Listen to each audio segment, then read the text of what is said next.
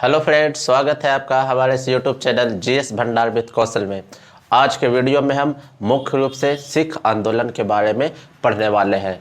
तो सिख का जो शाब्दिक अर्थ होता है वो होता है शिष्य, और इसका जो साहित्यिक अर्थ होता है वो होता है सीखने वाला।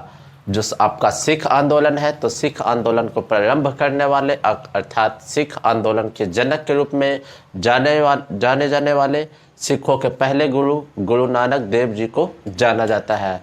शुरुआत में आपके 10 सिख गुरु होते हैं, उसके बाद बंदा बहादुर और अंत में रणजीत सिंह आपके मुख्य भूमिका के रूप में सिख आंदोलन में भाग लेते हैं। शुरुआत में जो इसका इतिहास रहता है, यानी सिखों का जो इतिहास रहता है, इसका स्वरूप धार्मिक होता है, लेकिन धीरे धीरे इसका स्वरूप धार्मिक से बदलकर राजनीतिक हो जाता है। तो क्या रहा स्टार्टिंग के 10 सिख गुरुओं का इतिहास, उसके बारे में, उसके बाद बंदा बहादुर और उसके बाद रणजीत सिंह के बारे में अध्ययन करते हैं। तो सबसे पहले गुरु के रूप में आपके जो आते हैं वो आपके गुरु नानक देव। गुरु नानक देव का जो शासनकाल रहा 1469 से 1539, अर्थात गुरु नानक देव जी का जन्म 1469 में और मृत्यु 1539 ईस्वी में होती है। गुरु नानक देव बाबर के समकालीन माने जाते हैं। इसके अलावा सिख धर्म के प्रवर्तक के रूप में भी गुरु नानक देव को जाना जाता है। गुरु नानक देव जो है आपके ये खत्री जाति से बिलोंग करते हैं। तो आपको इतना ध्यान रखना है कि गुरु नानक देव बाबर के समकालीन खत्री जाति से बिलोंग करते हैं और सिख आंदोलन के प्रवर्तक के रूप में जाने जाते हैं। साथ ही इनका जो जन्म होता है 1469 ईस्वी में तलवंडी नामक जगह पे, ये पाकिस्तान में हुआ करता था। आज ये तलवंडी का नाम चेंज होकर ननकाना साहिब हो गया है। तो आपको ध्यान रखना है कि गुरु नानक देव जी का जन्म 1469 ईस्वी में पाकिस्तान के पंजाब प्रांत की राजधानी उस समय तलवंडी हुआ करती थी, आज ये ननकाना साहब के नाम से जानी जाती है। इनके पिता का नाम कालूचंद मेहता, माता तृप्ता, पत्नी सुलक्षणी एवं पुत्र का नाम श्रीचंद था। 1499 की यह घटना है कि 1499 ईस्वी में सुल्तानपुर में बई नदी के किनारे इनको ज्ञान की प्राप्ति होती है। 1499 ईस्वी में सुल्तानपुर में बई नदी के किनारे इनको ज्ञान की प्राप्ति होती है। प्रारंभ में जो गुरु नानक होते हैं ये अपने मतों का जो प्रचार प्रसार करते हैं वो संगीत के माध्यम से करते हैं, और इस संगीत में जो उनका एक प्रिय शिष्य था जिसका नाम था मर्दाना रवाब, ये वाद्य यंत्र बजाकर इनकी सहायता करता था। इसके साथ ही सत्य नामक पूजा प्रथा की शुरुआत भी आपके करने वाले जो स्टार्टिंग में थे वो आपके गुरु नानक देव जी थे। इसके बाद संगत और पंगत प्रथा को शुरू करने वाले आपके गुरु नानक देव। संगत और पंगत प्रथा कहने का मतलब धर्मशाला की व्यवस्था और लंगर अर्थात खाने के लिए व्यवस्था जो आपका शुरू करने वाले थे ये आपके गुरु नानक देव थे। इसके अलावा उन्होंने जात पात, छुआछूत, ऊंच नीच, अंधविश्वास का भी विरोध किया था। सबसे अंत में 1539 ईस्वी में इनकी करतारपुर में मृत्यु हो जाती है। तो गुरु नानक देव जी से आपको इतना पॉइंट ध्यान में रखना है कि ये बाबर के समकालीन थे, सिख धर्म के प्रवर्तक के रूप में जाते हैं, खत्री जाति से बिलोंग करते थे। जन्म 1469 में तलवंडी में होता है जो आज ननकाना साहिब के नाम से जाना जाता है, और ये आज पाकिस्तान में पड़ता है। पिता कालूचंद मेहता, माता तृप्ता, पत्नी सुलक्षणी, पुत्र श्रीचंद, और 1499 ईस्वी में सुल्तानपुर में बई नदी के किनारे इन्हें ज्ञान की प्राप्ति होती है। प्रारंभ में ये अपने मतों का प्रचार प्रसार वाद्य यंत्र के थ्रू करते हैं, और इनमें इनका साथ इनके प्रिय शिष्य मर्दाना रवाब देते हैं। साथ ही साथ इन्होंने सत्य नाम की पूजा की भी प्रथा शुरू किया था, और संगत और पंगत प्रथा, साथ ही जात पात, छुआछूत, ऊंच नीच, अंधविश्वास का विरोध किया था। तो ये इम्पोर्टेंट पॉइंट आपको गुरु नानक देव से याद रखना है। इसके बाद अगले जो गुरु आते हैं वो होते हैं गुरु अंगद। ये गुरु नानक देव के एक शिष्य होते हैं, गुरु अंगद। गुरु नानक देव के सिख शिष्य के रूप में ये उभर के आते हैं। इसके अलावा अगर गुरु अंगद का इम्पोर्टेंट वर्क का काम देख लिया जाए तो लंगर व्यवस्था जिसकी शुरुआत आपके गुरु नानक ने किया था, उस लंगर व्यवस्था को ये अनिवार्य बना देते हैं। गुरु अंगद का जो बचपन का नाम था वो नाम था लहना सिंह। और सबसे इम्पोर्टेंट जो गुरुमुखी लिपि है, जो पंजाबियों की लिपि है, जो पंजाब वासियों के लिए है, तो गुरुमुखी लिपि का जो आविष्कार किया था वो किया था गुरु अंगद ने। साथ ही लंगर व्यवस्था को अनिवार्य बना दिया था और एवं गुरु नानक देव की जीवनी को इन्होंने लिखा था। तो इतना पॉइंट आपको गुरु अंगद से ध्यान रखना है। इसके आते हैं सिखों के तीसरे गुरु, गुरु अमरदास।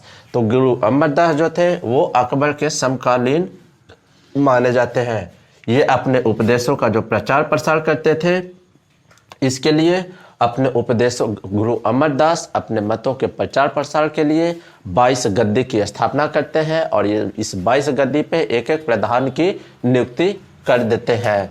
तो अपने मतों के प्रचार प्रसार के लिए 22 गद्दी की स्थापना करते हैं और वहाँ एक प्रधान की नियुक्ति कर देते हैं। साथ ही साथ इन्होंने अपनी एक गद्दी जो है गोविंदवाल नामक जगह पे स्थापित करते हैं। गोविंदवाल नामक जगह पे अपनी गद्दी की स्थापना कौन करते हैं? तो ये अमरदास करते हैं और वहीं पे एक विशाल सरोवर का निर्माण किया जाता है। ये कहा जाता है कि गोविंदवाल नामक जगह पर जो सरोवर का निर्माण किया गया था, आज भी ये कहा जाता है कि अगर वहाँ स्नान कर लिया जाए तो आपको जितने भी प्रकार के रोग बीमारी कष्ट हैं वो सारे दूर हो जाएंगे, ऐसा मत है लोगों का।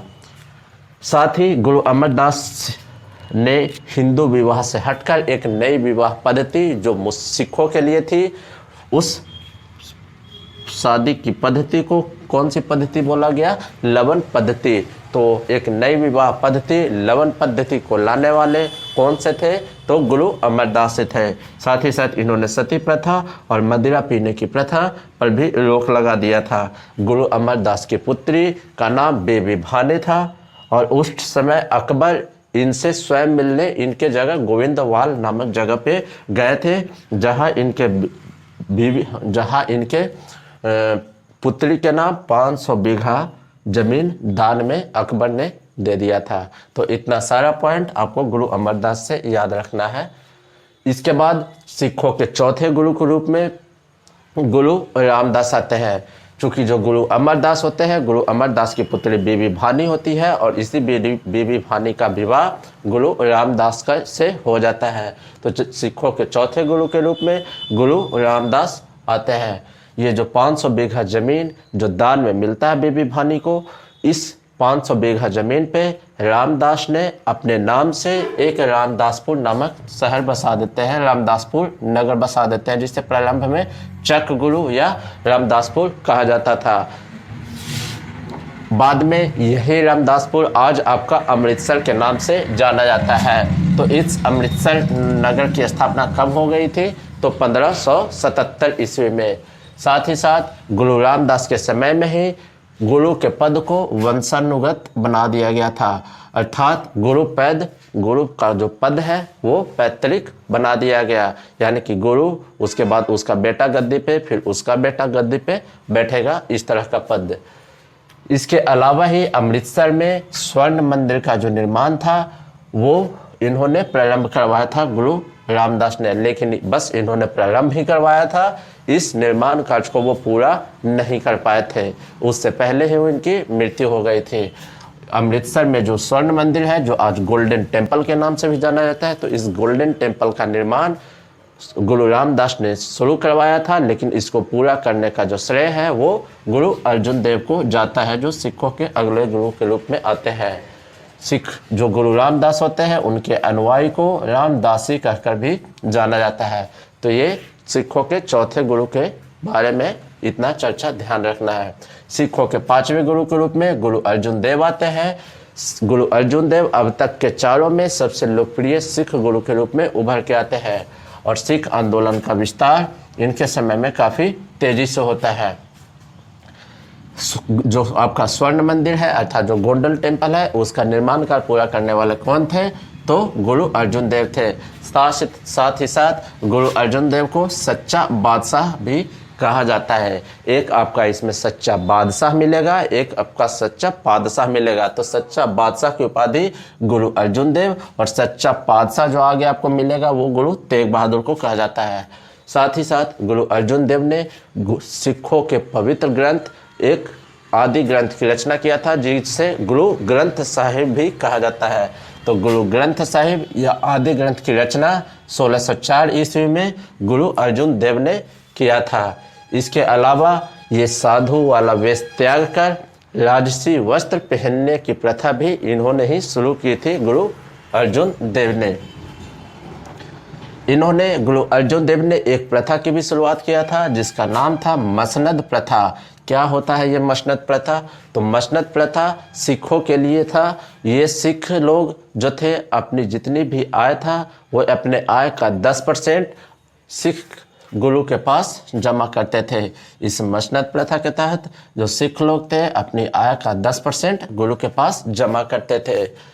इसके अलावा जो स्वर्ण मंदिर है, जो आपका गोल्डन टेम्पल है, गोल्डन टेम्पल के अपोजिट में एक हर मंदिर साहिब का निर्माण किया जाता है और इसका श्रेय सिखों के 5वें गुरु अर्जुन देव को जाता है। तो ये आपका गुरु अर्जुन देव से रिलेटेड इतना पॉइंट आपको ध्यान रखना है। उसके अलावा जो गोल्डन टेम्पल के अपोजिट में जो हरमंदिर साहिब का निर्माण किया जाता है उसकी आधारशिला 1589 ईस्वी में रखी जाती है और इसके आधारशिला रखने वाले होते कौन है? तो एक कादरी संप्रदाय के संत थे जिनका नाम था मियाँ मीर। तो हरमंदिर साहब का निर्माण करने के लिए जो आधारशिला रखी जाती है वो 1589 ईस्वी में रखी जाती है कादरी संप्रदाय के संत द्वारा, जिनका नाम था मियाँ मीर। किसके शासनकाल में यह हरमंदिर साहब बनता है? तो गुरु अर्जुन देव के शासनकाल में। साथ ही साथ गुरु अर्जुन देव उस समय जहांगीर का शासन चल रहा था और जहांगीर का जो पुत्र होता है खुसरो, वो अपने पिता के विरोध में विद्रोह कर देता है और खुसरो के विरुद्ध जहांगीर अभियान करता है। और ये जो खुसरो है वो यहाँ से भागकर सिखों के 5वें गुरु अर्जुन देव के पास चला जाता है, जहाँ ये इनको शरण दे देते हैं। तो सिखों के जो 5वें गुरु अर्जुन देव है, जहांगीर जो है इससे नाखुश होकर सिखों के 5वें गुरु अर्जुन देव को फांसी की सजा दे देते हैं। तो सिखों के 5वें गुरु अर्थात गुरु अर्जुन देव की हत्या करने का अर्थात फांसी देने का जो श्रेय जाता है वो किसको जाता है? तो जहांगीर को जाता है। तो ये आपको अर्जुन देव के बारे में इतना पॉइंट याद रखना है। उसके बाद सिखों के 6ठे गुरु के रूप में गुरु हरगोविंद आते हैं। अब इससे पहले जो भी आ रहा था, जितना भी आंदोलन चल रहा था वो धार्मिक आंदोलन के रूप में चल रहा होता है, लेकिन जैसे ही अर्जुन देव की हत्या जहांगीर के थ्रू होती है उसके बाद इसका स्वरूप राजनीतिक में बदल जाता है। तो सिखों के जो 6ठे गुरु थे हरगोविंद, इस समय जो सिख आंदोलन था इसका स्वरूप धार्मिक से राजनीतिक हो जाता है। सिखों में सैनिक भावना पैदा करने वाले जो आपके गुरु थे वो आपके गुरु हरगोविंद ही होते हैं। गुरु हरगोविंद सिखों में सैनिक भावना पैदा करते हैं, अर्थात उन्हें सैन्य प्रशिक्षण देते हैं, अपने अमृतसर शहर को किलाबंदी करवा देते हैं और इसके साथ ही साथ जो सिख लोग थे, जो सिख होते हैं उनको अस्त्र और शस्त्र का ज्ञान भी देते हैं और अपनी रक्षा के लिए शस्त्र धारण करने की सलाह भी देते हैं। तो शस्त्र धारण करने की जो आज्ञा देते हैं, सिखों में जो सैनिक भावना पैदा करते हैं और इसके अलावा ही सिखों को पहली बार लड़ाकू बनाने का जो पहला प्रयास करते हैं वो आपके हरगोविंद होते हैं। इसके अलावा इन्होंने अमृतसर की किलेबंदी करवा दी, साथ ही साथ इन्होंने एक अकाल तख्त की भी स्थापना करवाई। अकाल तख्त जिसे हम प्रभु का सिंहासन भी कहा जाता है। तो अकाल तख्त की स्थापना आपके गुरु हरगोविंद करवाते हैं। ये अपने अनुयायियों को मांसाहार अर्थात मांस खाने की आज़ादी भी प्रदान करते हैं।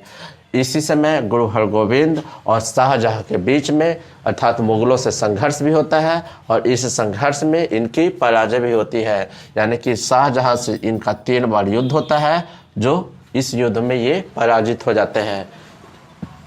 अंत में शाहजहाँ से लड़ाई करते हुए ये भागकर कश्मीर में कीरतपुर नामक जगह पे चले जाते हैं और कश्मीर में किरतपुर नामक जगह पर ही इनकी मृत्यु हो जाती है। तो गुरु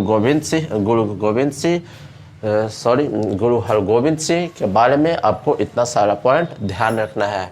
इसके अलावा सिखों के 7वां गुरु हरिराय आते हैं। तो सिखों के जो 7वें गुरु हरिराय होते हैं, इन्हें उस समय की एक घटना है कि औरंगजेब के समय में औरंगजेब जो है ये सिखों के 7वें गुरु हरिराय को अपने दरबार में बुलाते हैं, लेकिन ये दरबार में खुद न जाकर अपने बड़े बेटे राम राय को वहाँ पे भेज देते हैं। राम राय अपने चापलूसी नीतियों से, अपने धार्मिक नीतियों से औरंगजेब को संतुष्ट कर देते हैं, लेकिन जब इसका पता गुरु हरिराय को चलता है तो ये नाराज हो जाते हैं और नाराज होकर अपने 6 वर्षीय पुत्र हरकिशन को गद्दी पे बैठा देते हैं। तो बस इतना पॉइंट गुरु हरिराय से याद रखना है। इसके बाद 8वें गुरु के रूप में गुरु हरकिशन आते हैं। तो गुरु हरकिशन जो है, इनके बड़े भाई राम राय से विवाद उत्पन्न हो जाता है किसी मुद्दे को लेकर और ज़्यादा समय तक गुरु हरकिशन जो है गद्दी पर नहीं रह पाते हैं। इन्हें चेचक हो जाता है और दिल्ली में ही चेचक से इनकी मौत हो जाती है। तो गुरु हरिराय और गुरु हरकिशन से ये छोटा छोटा पॉइंट आपको ध्यान में रखना है। इसके बाद सिखों के 9वें गुरु के रूप में गुरु तेग बहादुर आते हैं। गुरु तेग बहादुर को सच्चा बादशाह भी कहा जाता है। गुरु तेग बहादुर को सच्चा बादशाह हम आपको पहले भी बता चुके हैं कि सच्चा बादशाह के रूप में आपको गुरु अर्जुन देव और सच्चा बादशाह के रूप में आपको गुरु तेग बहादुर को जाना जाता है। गुरु तेग बहादुर के बचपन का नाम त्यागमल था, साथ ही साथ ये बाकला के बाबा के नाम से भी प्रसिद्ध थे। सबसे पहले भारतवर्ष में घूमकर अपने अनुयायियों की संख्या बढ़ाने का जो श्रेय जाता है वो गुरु तेग बहादुर को ही जाता है। इन्होंने जो सबसे पहले जितने भी सिख गुरु पहले थे उनका जो मेन केंद्र अमृतसर हुआ करता था, उस केंद्र को अमृतसर के स्थान पर मखोवाली को अपना नया केंद्र बनाते हैं। कौन? तो गुरु तेग बहादुर।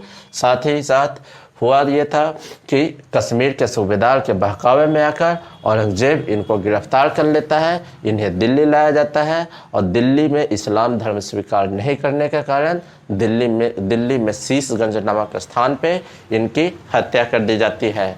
और आज इन्हीं के नाम पर दिल्ली में शीशगंज गुरुद्वारा के नाम से एक फेमस गुरुद्वारा भी है।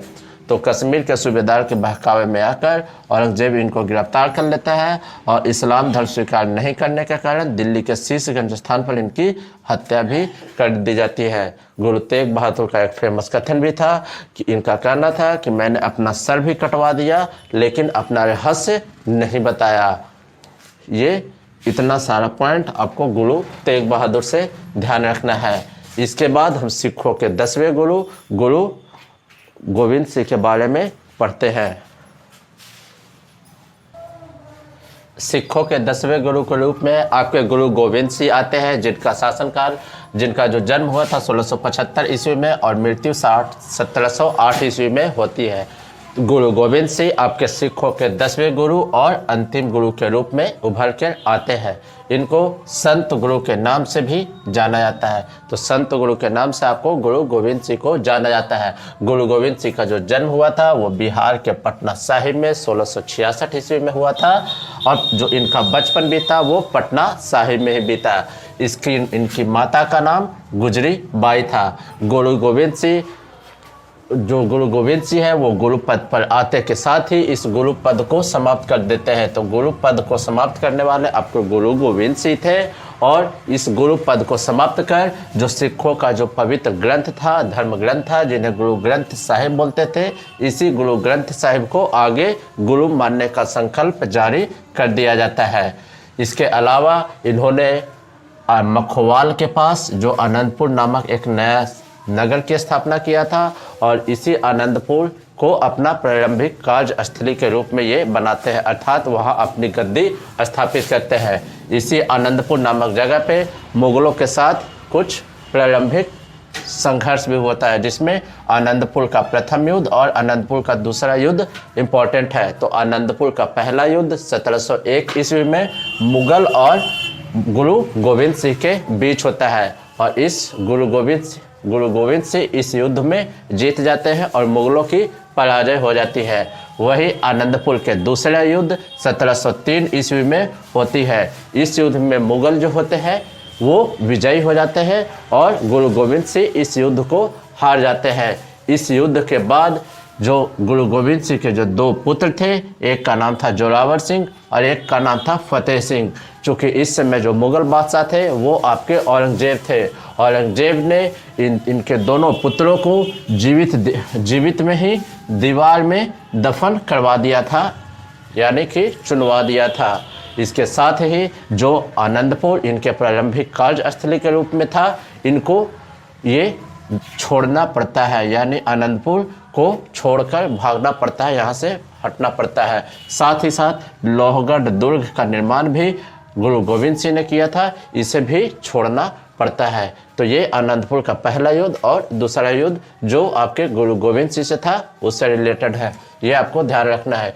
इसके अलावा एक सिरमौर के शासक थे, जो सिरमौर हुआ करता था, हिमाचल प्रदेश का एक क्षेत्र हुआ करता था। तो सिरमौर के शासक मेदिनी प्रकाश ने गुरु गोविंद सिंह को अपने यहाँ आने का निमंत्रण देते हैं और जब ये वहाँ पे जाते हैं तो उनका वो जो पहाड़ी वाला इलाका है ये गुरु गोविंद सिंह को काफ़ी पसंद आता है और वह हिमाचल प्रदेश में एक पावता स्थल का निर्माण करते हैं। पावता नामक एक नया नगर बसा देते हैं और वहीं अपने शिष्यों को सैन्य प्रशिक्षण देते हैं, एक सेनापति के रूप में उभरकर।